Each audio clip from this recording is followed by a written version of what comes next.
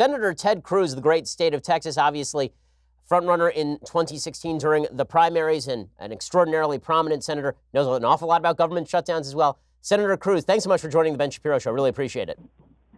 Ben, my friend, always good to be with you. Well, first, before we even get to the political aspects of what's going on and all of the hubbub surrounding the government shutdown, I have to ask you, what came upon you, this brilliant decision to grow a beard? I know everyone's been going crazy about the beard. Well, I wish there was some, grand strategic vision behind it. I got to say, I just decided, what the hell, have some fun. And so, we were we had a week off for Thanksgiving, and usually over the holidays, I don't shave and typically come back to work Monday morning, pull out the razor and shave. And as I started to do that, I said, all right, to heck with it. Let's try something new. Well, I mean, I'm not going to confirm or deny the rumors that GQ is recruiting you for the Sexiest Man issue now. But congratulations on the beard. I know that it's become very popular online. Well, Senator, I need to ask you about, obviously, the president headed down to the border. You were there when the president was there. What was your reaction to the president's visit to the border yesterday? Yeah. I thought yesterday was a very positive, a very productive day. I joined the president flying down to the Rio Grande Valley, spending the day there with him.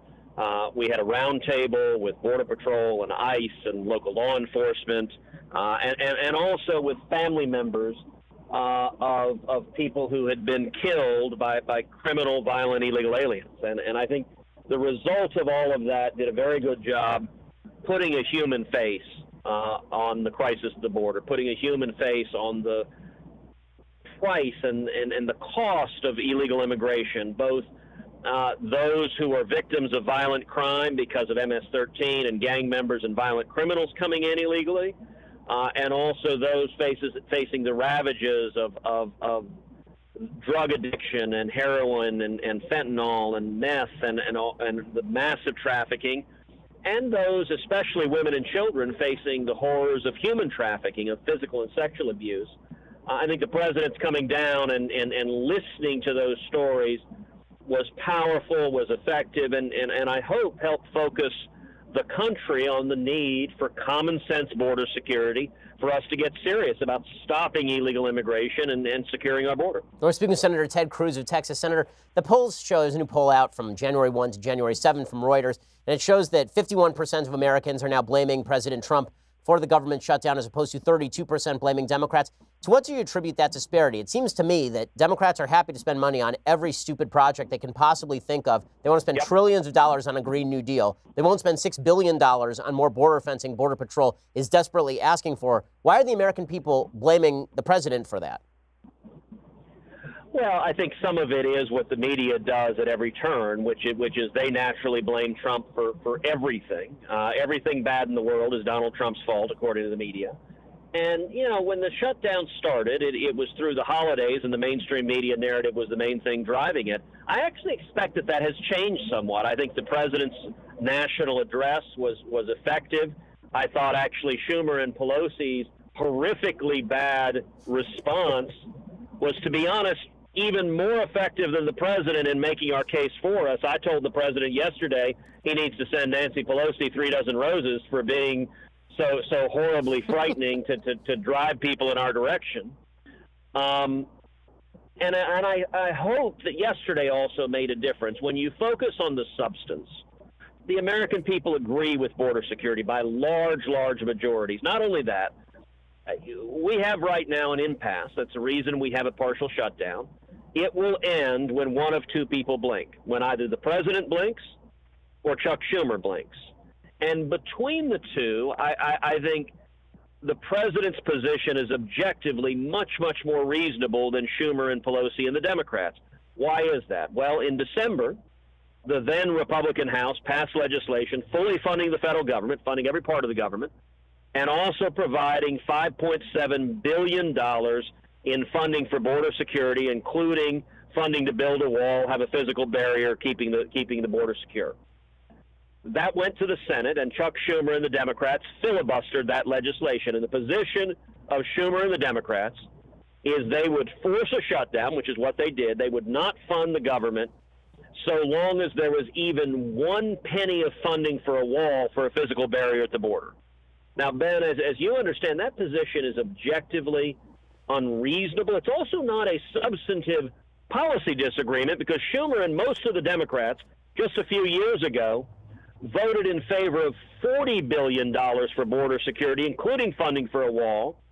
But now the reason they're a no is their hard left base is so angry, is so extreme, and they hate Trump so much that Schumer and the Democrats have forced a shutdown for political reasons. I think that is objectively unreasonable. The president has said over and over again, I've been there when he said it, he's willing to compromise, he's willing to negotiate, he's willing to find a middle ground. And it is Schumer and Pelosi who are saying no compromise, they will shut the government down in order to try to prevent even a penny for securing the border.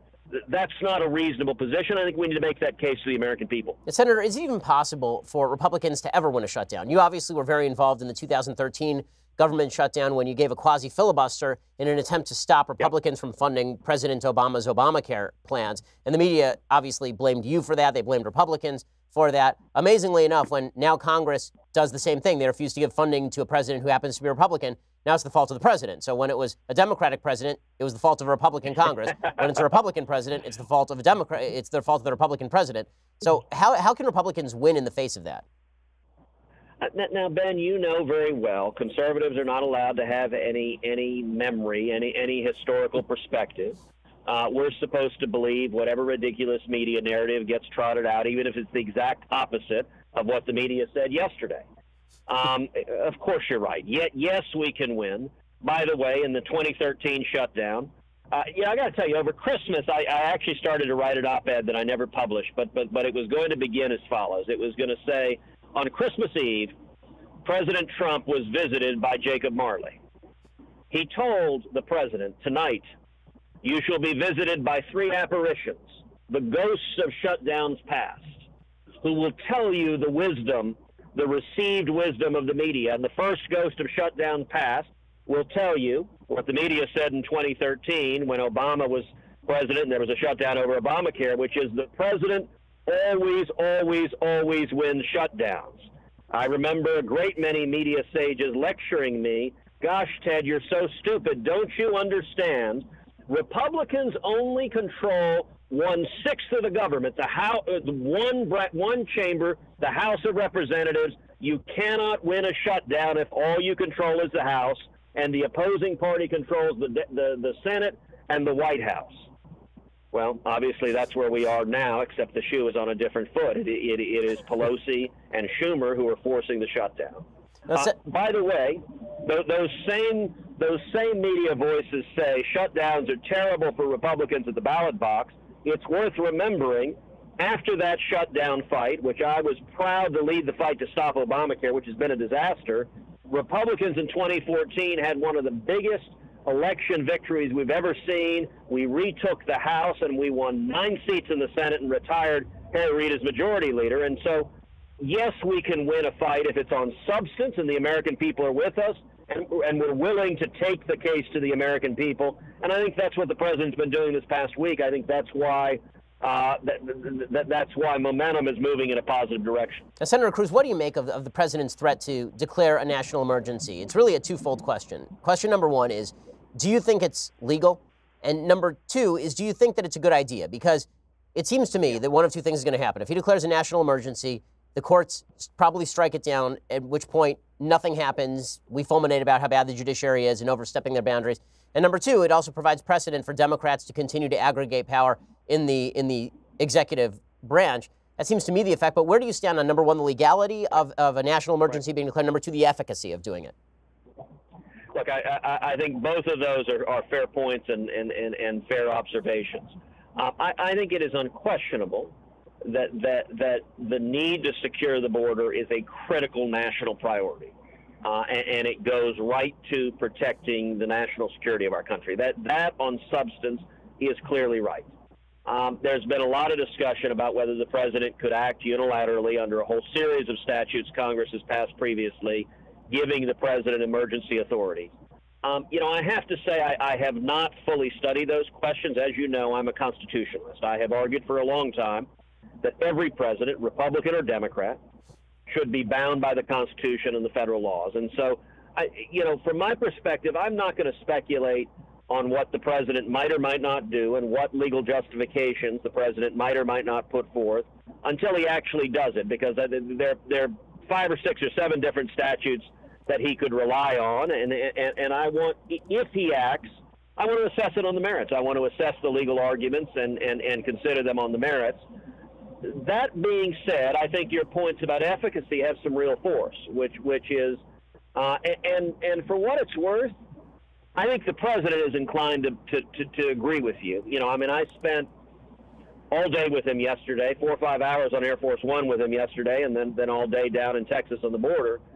And I think where he is he wants to resolve this through Congress. He wants to get this done through Congress. And so he has been threatening executive action. And I think if the Democrats force the shutdown to go on and on and on and on and continue to take objectively unreasonable positions and say, go jump in a lake, I think at some point it is likely that he will act on his own. But I think he would much prefer to see Congress come together and get this done. So I think where we stand now, I do think we're seeing cracks in the Democratic edifice. You know, yesterday, Politico reported about a bunch of House Democratic freshmen freaking out and saying that we've got to end this shutdown, that we the Democrats are in the wrong place.